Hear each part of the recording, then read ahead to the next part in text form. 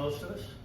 That's That's fair. There's a sign there's a sign-in sheet floating around. Try to get your name on it. That would be good. We'll probably go ahead and get started. There's some a few small pieces, a few things to go over today, not just one thing. So I'll go ahead and get started real quick.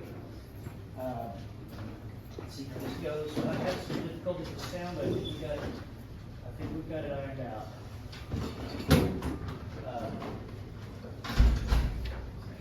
Start.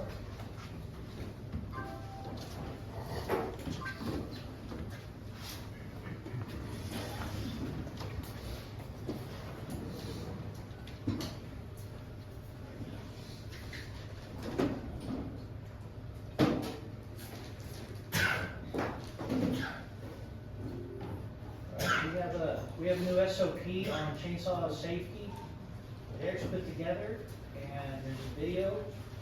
We're going to watch a video on chainsaw safety, and then we'll go over the SOP on some procedures for using chainsaws.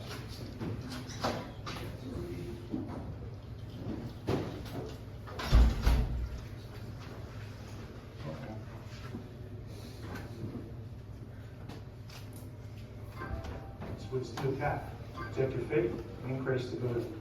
Chainsaw chaps or trousers are a must. If the chainsaw accidentally comes into contact with the chaps, the tighten fibres clog the chainsaw to bring it to a complete stop.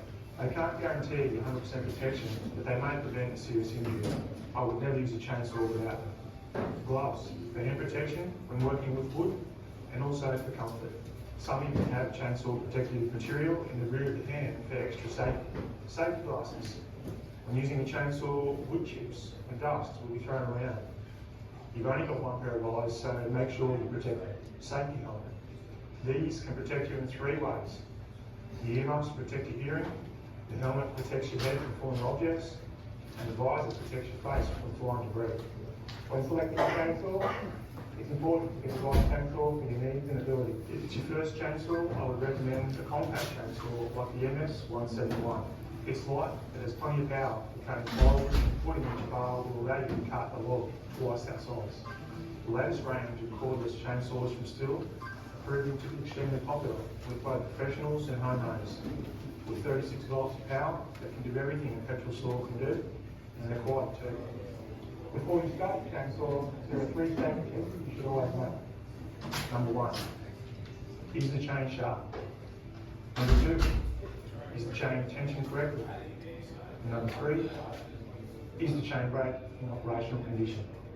Because a sharp chain cuts faster, chainsaw is easier to control. It takes less effort to use, making it safer. A quick way to sharpen the chain is with the Stihl 2-in-1 sharpener. First, check for the tooth with the most damage, then mark it so you know where you started. Line up the guides with the saw chain. Apply even pressure on both sides of the file and push from one side to the other. Check the tooth is straight and sharp, and then repeat until all are the same size. The 2-in-1 file sharpens the tooth and files back the depth gauge too, an excellent tool that saves you time. Having the chain tensioned correctly makes cutting faster and safer. The correct tension should allow for the chain to be lifted slightly, but then snap back in place. Depending on your Stihl chainsaw, you will either have a manual tensioner, like this, or the Stihl quick chain tensioner that can be adjusted as quick as this. A large percentage of chainsaw injuries are caused by people tripping over branches and logs. Before you start cutting, make sure you clear the area of any trip hazards or debris. For cutting plywood, a saw horse, like this one, also saves bending down and reduces the risk of running the chain into the dirt, which will make it blunt. Think of the chain brake as the brakes on your car. By engaging the chain brake, the chain cannot spin. Make sure you always check it before you start your chainsaw. In the forward position, the chain brake is on. Pull it back towards you and the chain brake is off, and the chainsaw is ready to cut. Always engage the chain brake when we're not cutting, and especially when you're moving around with your chainsaw. The biggest safety feature of the chain brake is its ability to activate automatically during kickback to stop the chain. Using the chainsaw saves you fat. If you keep 2 hands on the chainsaw and with leg protection, you are 75% less likely to have an accident. For a firm grip on the chainsaw, the thumbs should always be on the opposite side of the handle to the rest of the fingers. Never on top, and definitely never on the same side as the rest of the fingers, always opposing. For the best stability, make sure that your feet are shoulder width apart, knees slightly bent, and your body always offset from the line of the bar. Let's have a look at the distance between our feet, make sure that we're at least shoulder width, and we've got a slight bend in our knees, getting ready for any kinds of pulling or pushback forces. Never stand directly behind the chainsaw. When you're looking at the bar cutting, you should be looking from the side, never from directly above. So if you can show me now the position of the bar in a kickback situation, it should always be straight over the shoulder, never towards the head and the rest of the body. Never use a chainsaw on a ladder or above shoulder height. That's what arborists are for. Now, there are only two ways to start the chainsaw safely. The first method is to place the saw on the ground, put your right foot on the rear handle to secure it, and then check that the chain brake is engaged. Then you're ready to pull the start cord. The second method is for advanced operators. Grip with the left hand to ensure security, check that the chain brake is engaged, place the rear handle between the legs, and pull the start cord, and away you go.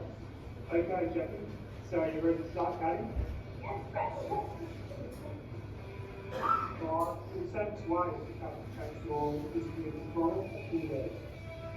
If you're not cutting with full legs, the chainsaw can pull you in and push you off balance. The most dangerous part of the bar is the tip. If the tip of the bar comes into contact with the wood, then it may cause a sudden upward and backward movement towards your body, called kickback. The safest part of the bar for cutting is the area closest to the engine. Let the chainsaw pull you towards the wood and apply slight downward pressure. The chainsaw will do the rest of the work. Remember to ease off the pressure as you near the end of the cut.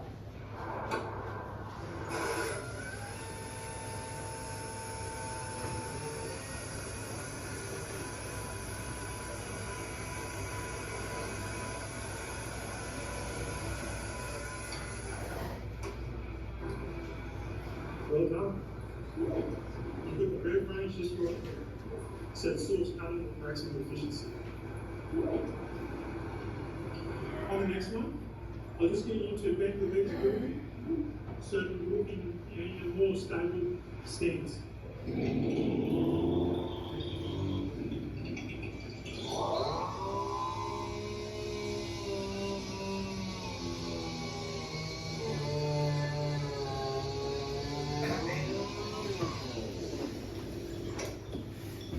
Already picking up some good skills, but one thing that I'd like to do is the left arm in more of a brake position.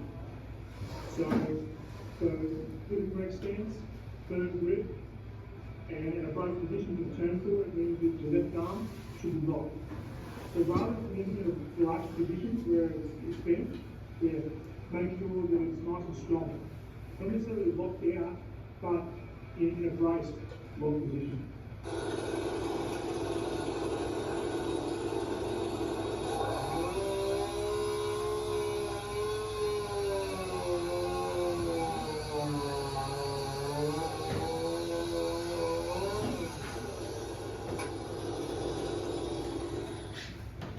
All done, Becky. You're going to go there. Thanks, Brandon. Excellent system and how to take safety. For this, visit our website or follow us on Facebook.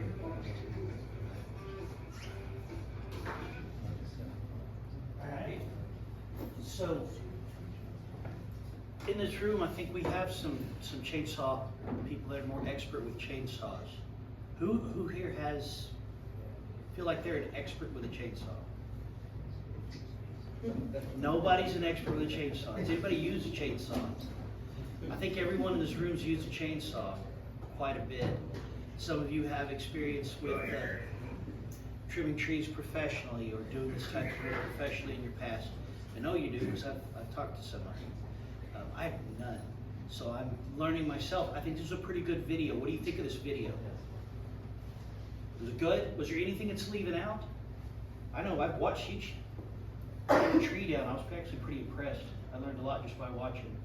p.m. Along with this, we've got an SOP that Eric has put together, and we're going to go over it next and go from there.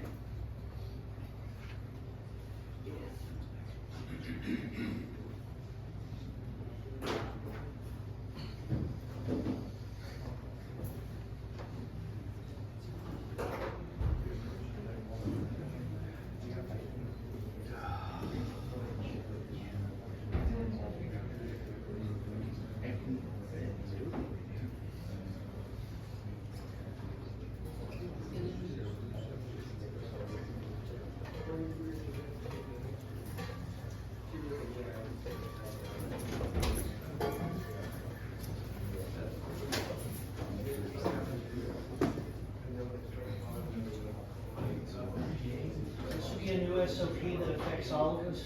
We should just go over some basics of this is how it's done. This is kind of what we're expecting when we use them on the job site. So here we go, standard operation procedures for chainsaw and pole saw cutting operations. The purpose of this is to establish safe and standardized procedures for the use of chainsaws and brush cutters during municipal operations, including tree removal, trimming, tree clearing, and vegetation control. This SOP aims to minimize the risk of injury, property damage, and environmental impact. The scope of this applies to all employees, contractors, and authorized personnel performing chainsaw or brush cutting tasks within municipal parks, trails, roadsides, or other work areas. The responsibilities of the operators is to conduct a pre-operation inspections. Use all required personal protective equipment. Operate the tools safely in accordance with manufacturer guidelines and this SOP. Report any defects, hazards, and incidents immediately. Report trees along private property to your supervisor prior to cutting. Supervisors, ensure all your operators are trained, competent, and authorized to use chainsaws and brush cutters. Verify inspections and ensure compliance with safety protocols. Assign work based on experience, conditions, and hazard levels. Notify homeowners of intentions while cutting trees along private property.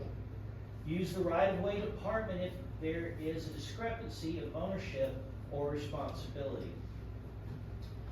For maintenance personnel, please perform scheduled maintenance and ensure all tools are in safe working order. Maintain service and inspection records. The required equipment to do this type of work is chainsaw, appropriate with appropriate bar length for the task, pole saw, fuel, proper mix for two-stroke engines, bar oil, and spare chains and blades. Toolkit for field maintenance include a file, wrench, screwdrivers, etc. A first aid kit, and a fire extinguisher on site.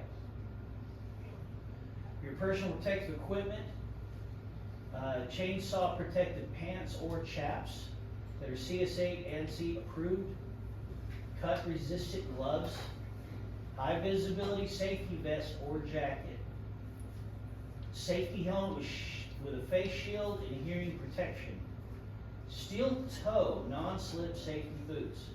Ice cleats are needed during winter ops. Eye protection, safety glasses or goggles under face shield. Long sleeve shirt and no loose clothing.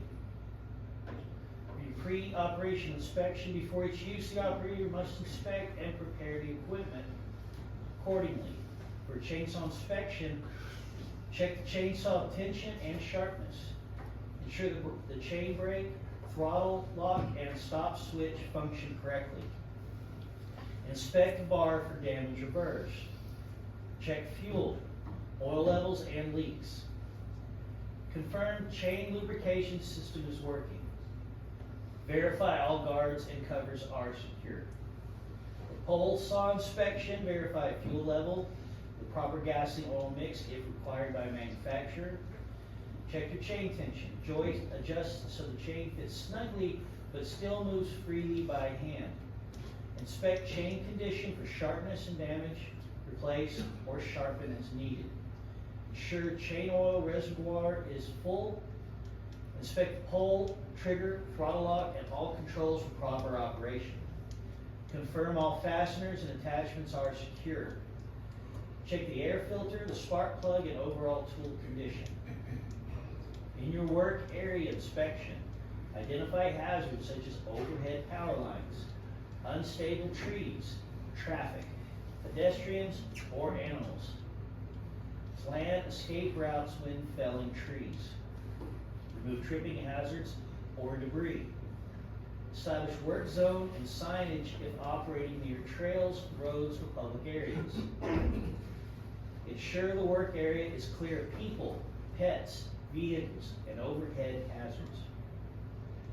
Your operating procedures for general safety, only trained and authorized personnel may operate saws or brush cutters. Maintain full control of the tool at all times. Keep bystanders and coworkers at least 10 meters, that's 33 feet away. Never operate when fatigued, under medication, or in poor visibility or high winds. Do not cut above shoulder height. Stop the engine when carrying or adjusting equipment. For chainsaw operation, start the chainsaw at least 3 meters or 10 feet from fueling area. Start on the ground with the chain brake engaged and one hand on the handle. Use a proper stance. Feet shoulder width apart, knees bent, firm grip. Maintain steady throttle during cuts. Do not force the saw. Avoid cutting with the tip of the bar to prevent kickback. Engage chain brake before moving between cuts or repositioning. Follow proper felling techniques. Assess lean, wind direction, and escape route. Make notch and back cuts at correct heights. Retreat safely at a 45-degree angle from the fall line once the tree begins to move. When bucking or limbing, ensure the log is stable and supported. Pole saw operation. Maintain a stable stance with 2 hands on the saw at all times. Stand slightly to the side of the cutting line, never directly under the branch. Bring the chain up to full throttle before contacting the branch. Use smooth, controlled movements. Do not force the saw. Start cuts from the top side unless performing an undercut. Do not let the bar tip strike hidden branches. This can cause kickback. For larger branches, make a first undercut a short distance from the trunk to prevent tearing. Make a top cut slightly farther out to remove the branch. Finish with a final clean cut near the trunk if required. For overhead and elevated work, maintain awareness of falling limbs. Never work directly beneath the cut. Keep your escape routes clear. Refueling procedures.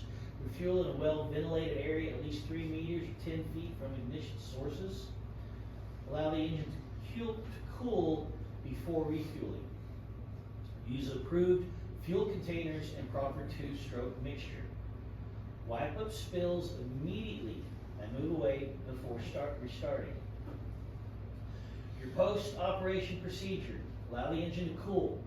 Clean the saw or brush cutter, remove debris, dirt, and bar oil buildup. Check for wear damage and report issues to maintenance. Store with the chain brake off and bar cover in place. Secure tools, fuel, and oil safely in designated storage. Complete post-operation inspection and log sheet. For safety and emergency procedures, kick back, maintain firm grip, never cut with bar tip, and use the chain brake. Injury or accident, stop work immediately, apply first aid, call emergency services if needed. For a fire, use your onboard extinguisher. Notify supervisor and evacuate if necessary. For a fuel spill, contain and clean it up using absorbent materials. Report the incident. On documentation, operators must complete and submit a pre- and post-operation inspection checklist. And any incident or near-miss reports applicable. All documents are reviewed by the supervisor at the end of the shift. The references for this where the manufacturer's operated manual, chainsaw and brush cutter, the CSA Z62.1 and Z62.3 standards, the chainsaws and forestry safety, occupational health and safety regulations for provincial and state, and the municipal health and safety policies and safety procedures. Any questions on that so far? On this, we have a pre and post operation inspection checklist. Do you supervisors have that? If not, I got some nods. If not, get with Josh or Eric to get a hold of that document so that we make sure we fill this out properly. After reading through that, is there anything you see that could be different or changed or added to it to make it better? It's pretty solid, but we're all welcome for input from anyone. I know we've got some good experience in this room. Well, nobody wants to talk. That's okay. That's what we've got. A copy of this is available for everyone who'd like to have it. It's good to have on hand, especially if you're learning. Like myself, I found a lot of good information here. I actually really enjoyed that video. And I've enjoyed watching people do the work in the field to see how it's done right. And anyway, I think it's a pretty good training on chainsaws. I appreciate Eric giving me this to work with today. What do y'all think? Okay, let's move on to the next part then.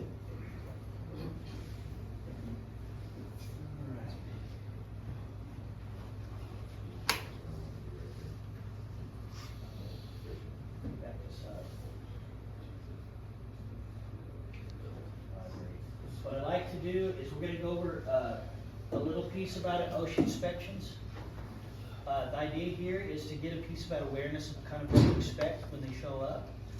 What your part to play or not to play is here. Give a little advice. We're probably not going to go through the whole 19 minutes because it gets real dry and it gets real away from the intent here. So we'll do a piece of it. When it starts feeling like we're starting to get repetitive, anyone's welcome to speak up. If not, I'll cut it off a little early. But let's go over that real quick. And here we go.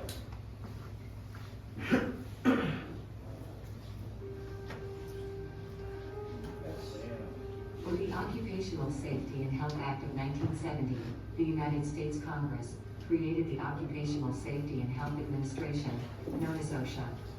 OSHA was created to assure safe and healthy work conditions for working men and women. By setting and enforcing standards, and by providing training, outreach, education, and assistance.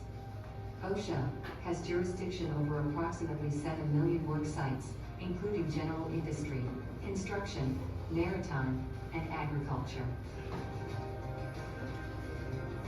The objectives of this lesson include the processes and procedures of an OSHA inspection, the factors that can trigger an inspection, the components of an inspection, and what employers and employees can expect, strategies and how to best manage an inspection, interviewing employees, and the rights of an employee during the interview process, citations, penalties, and employer options for response, and best practices to be prepared before an inspection occurs. A primary purpose of OSHA is to support workers' rights and ensure they are protected from workplace conditions that pose a risk of serious harm. OSHA will conduct inspections in order to identify and correct hazardous workplaces. OSHA's inspection efforts start with workplaces that show imminent dangerous situations and have hazards that could cause serious physical harm or death. Inspections will also occur following severe injuries or illnesses. Inspection priority may also be triggered by referrals. These referrals could come from federal, state, or local agencies, or individuals, organizations, or the media who report concerning hazards. Also receiving inspection priority are targeted inspections aimed at specific high-hazard industries or individual workplaces that have experienced high rates of injuries and illnesses. Follow-up inspections or a check for abatement of violations cited during previous inspections are also conducted in certain circumstances. Worker complaints or allegations of hazards or violations also receive a high priority for inspections. Workers have a right to file a complaint asking OSHA to inspect their workplace if they believe there is a serious hazard or their employer is not following OSHA's rules. It is OSHA's policy to keep all identities confidential. OSHA carefully prioritizes all complaints received. However, not all will trigger an inspection.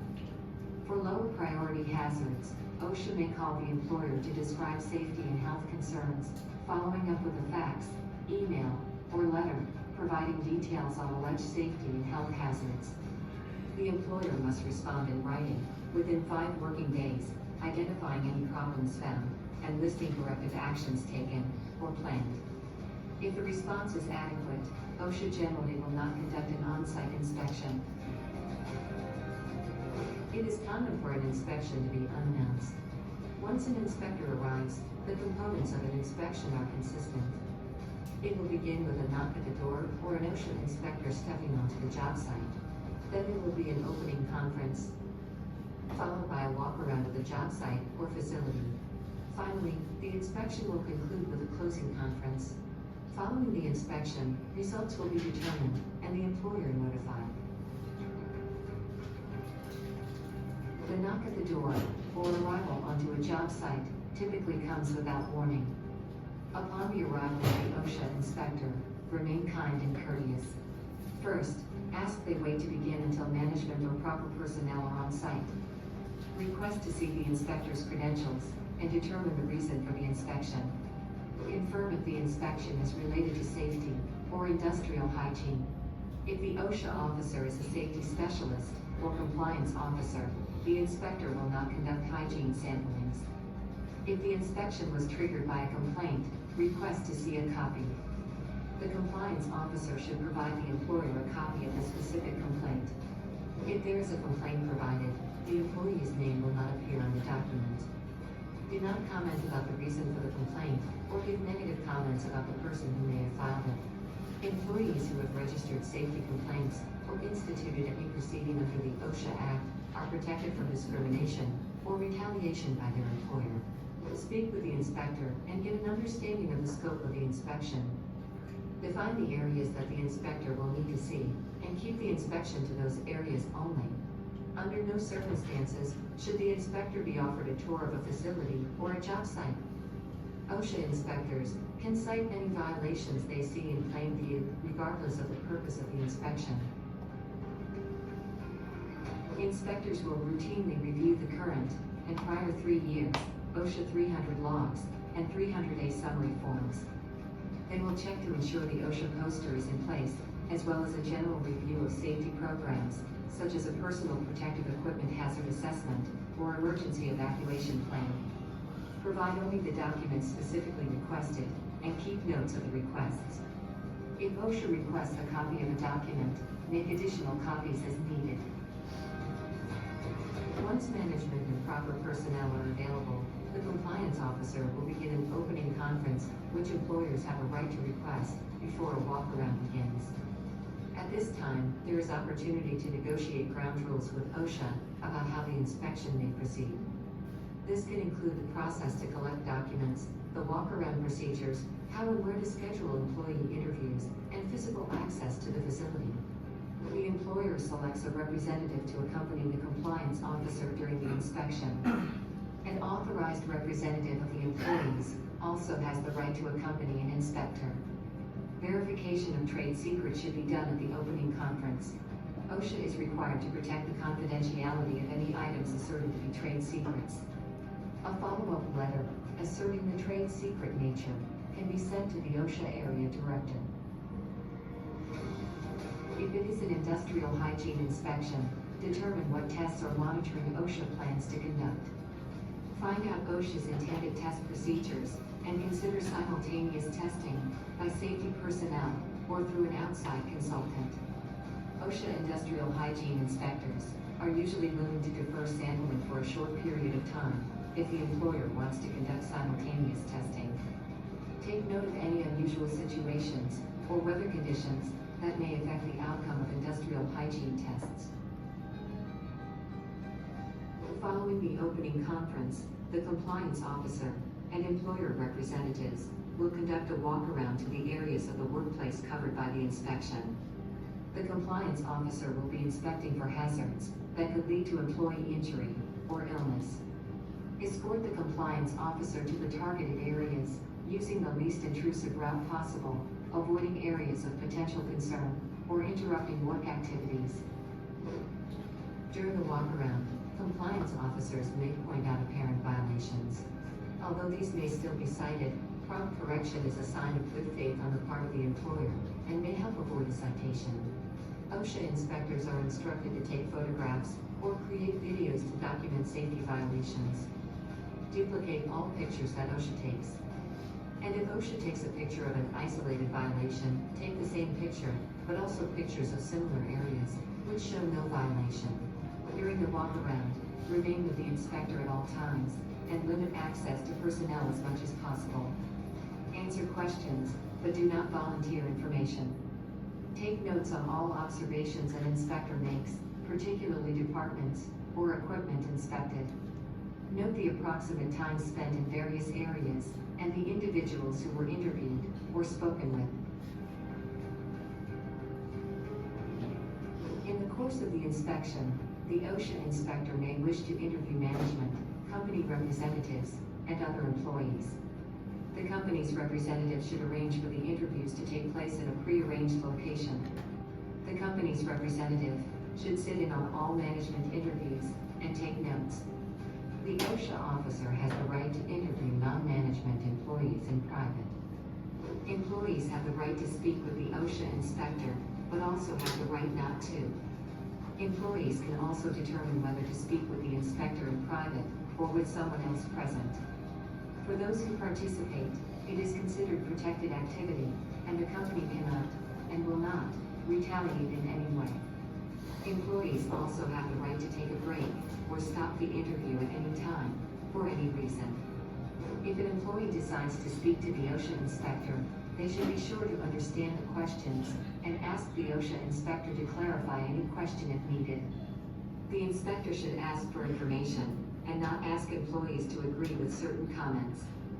If the inspector asks questions about information contained in a written document, such as safety programs or policies, employees have a right to view the document before answering, or can decline to answer. The answers an employee provides must be given truthfully, based on personal knowledge, and to the best of their recollection. Do not speculate about events not personally observed, and do not share any hearsay, gossip, or rumors, which may not be truthful or accurate. Any answer to any particular question during the interview may be declined by the employee. Employees have a right to determine whether to be voluntarily photographed, videotaped, or recorded during an interview. At the end of an interview, employees have a right to decide whether to sign or decline signing their statement. If a statement is signed, make sure to read it and tell the compliance officer to correct any errors or mistakes before it is signed. If a statement is signed, employees are entitled to receive a copy.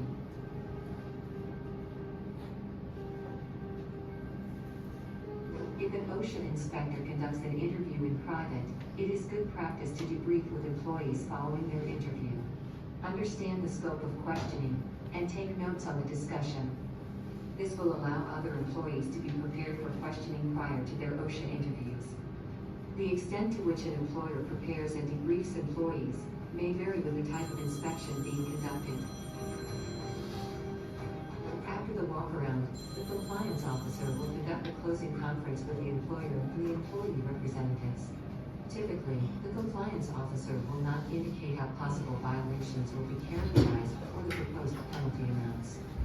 The compliance officer will review actions an employer may take following an inspection, which could be an informal conference with the OSHA area director or how to contest citations and proposed penalties. The compliance officer commonly reviews consultation services and employee rights. The closing conference is an opportunity to promote the company's commitment to safety and health. Be a good listener and take notes on the discussion. Point out any obvious mistakes of fact or disputed issues, but do not argue with the inspector. The inspector may reference timelines for correcting alleged violations. Be cautious in setting dates and committing to an unrealistic timeline. can go ahead and stop it there. That kind of goes through kind of what to expect. Honestly, OSHA's here for a reason, to help keep us safe. It has laws that empowers the unions to be able to get safety equipment for you and protect you. The OSHA, when they come in, they want to see a good, safe work environment. They come do inspections. As a lot of you know, they came a few years ago, and they gave us a hard time, and we got on a stop this. Stop that. There. We got on a severe violators list for the city. They saw the city as a whole, as one entity. They do not judge us separately by our departments. They saw it as a whole. Something we didn't know at the time we were looked at that way. So that's why over the past couple of years we've been setting up to communicate better as a group. All the different safety departments, we meet regularly to make sure we're all on the same page, trying to teach the same, inspect the same, and I'm looking forward to them coming back. They have 3 years from the time they give those citations that they did to come back and look again, to look for, see if we've corrected, to see if it's going to be a repeat violation, see if things have changed, and things have changed. We put a good program together.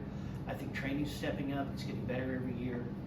Especially, I think this year we started with this mid-year, the KPA trainings, and we can add to it, like the chainsaw training. We add to it. We make things better by introducing the SOPs, and I am looking forward to OSHA coming back. I think they'll come back this year. It was 22, 23 when they came before. We're coming into 2026. That's 3 years to me. So I am thinking that we're in really good shape, and I like where we're at. If they come and you meet them on your job, please get with your supervisor. If you're a supervisor or if anyone, try to get them to me. That's my job, is to take care of that, to walk with them, to try to help them get the information they need and to move on down the road. That's kind of an area I'm better at. I'm not the best public speaker, but I definitely work good with regulations and with regulators.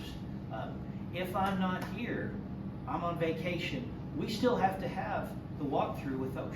We can't say no. So I'm nominating Josh back there. He's going to walk with OSHA and he's going to help them. The idea here is to get one person in charge, to walk with this person, give them what they're looking for, why they're there, follow these procedures step by step so that we have a good, smooth, working relationship with OSHA. We've had it before.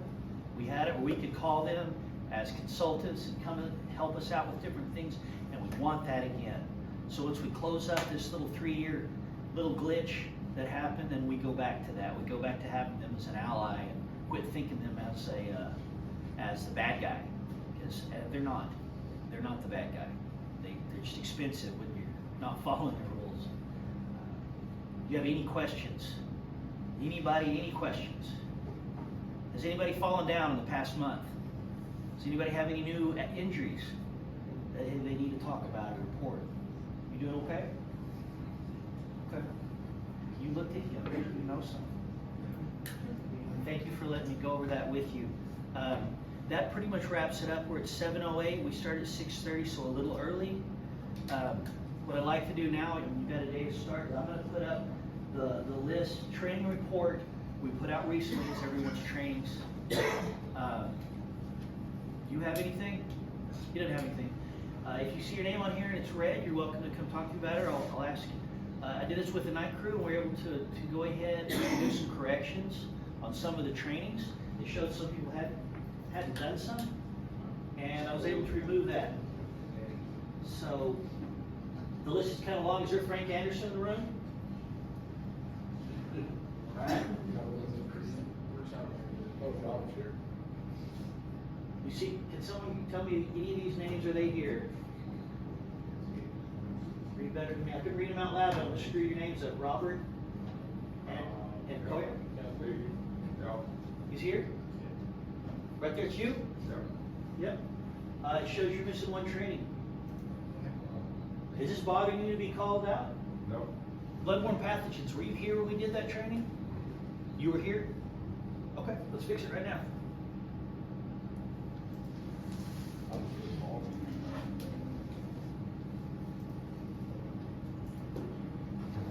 Fix it. Who's here?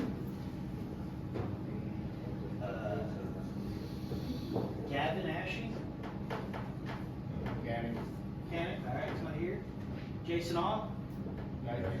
Night crew, okay, yeah. Riley's night crew. Lisa Carl. Don't see her.